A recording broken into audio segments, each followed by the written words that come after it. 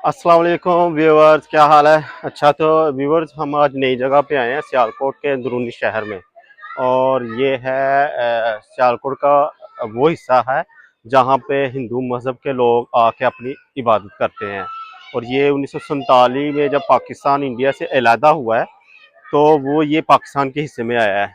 और इसका नाम शवाला तेजा सिंह मंदिर के नाम से ये जगह मशहूर है। और ये सियालकोट के अंदरूनी शहर के अंदर है। और आज हम इसी का आपको रिव्यू करवाएंगे और इसी का विजिट भी करवाएंगे। और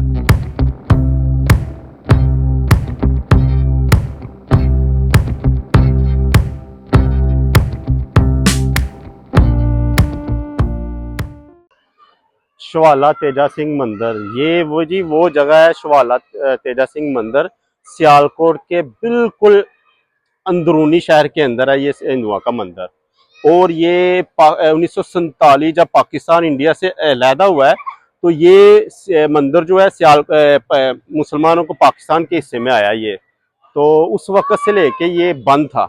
जब से ये पाकिस्तान बना है तो उसके बाद ये मंदिर को बंद कर दिया गया था मुकम्मल तौर। बंद नहीं कह सकते कि इसकी हालत वो ज़्यादा नाजुक हो गई हुई थी। और 2019 में हुकूमत में कुछ ऐसी इस पे जोर, इसको थोड़ा सा तमीरत करके तो फिर दोबारा से हिंदुओं के लिए ये इबादतगाह फिर से दोबारा तमीर की है। तमीर तो खैर पहले की थी, थोड़ा बहुत इसको रेम्यूनेट करके पौधे शौधे लगा के इसको मुकम्मल तौर पर बंद कर दिया गया है। ठीक है, अब ये आम जो है ना, आम आवाम के लिए या आम बंदों के लिए इसको बंद कर दिया गया है। ये सिर्फ और सिर्फ हिंदुओं मजहब के जो लोग हैं वो ही अंदर जाके इबादत कर सकते हैं।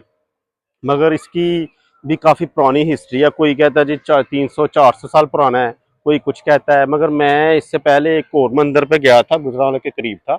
इसकी और उसकी काफ़ी सेम है। तामरी मंदिर के नाम से वो भी मशहूर है, वो भी जगह।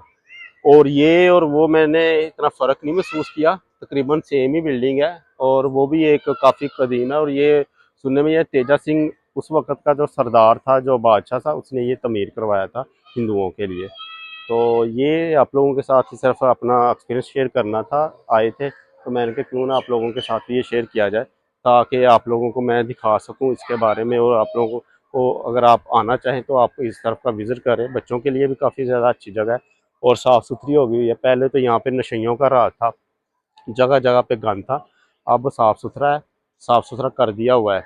तो अब बाकायदा इस पे अंदर जो है हिंदू मज़हब के लोग हैं, वो जो कह सकते हैं कि इन्हें, इनके ओनर तो है गवर्नमेंट के अंदर ही है, जो इनके पंडित चशपाल के नाम से है, जिसके ये सुपुर्द किया हुआ है।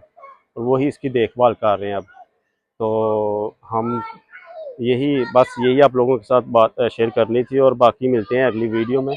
अगली वीडियो तक के लिए इजाज़त दें मुझे और मोहम्मद एजाज को। खुदा हाफिज़।